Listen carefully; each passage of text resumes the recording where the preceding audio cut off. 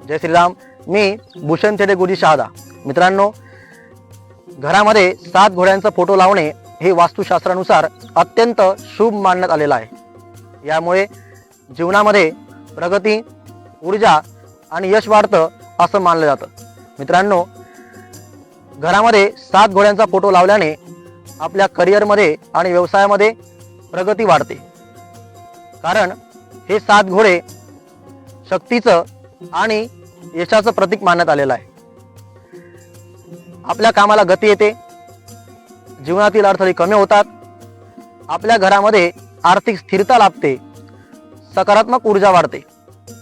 मित्रांनो, या घोड्यांकडे रोज सकाळी पाहिल्याने आपल्या मनामध्ये उत्साह आणि आत्मविश्वास वाढतो.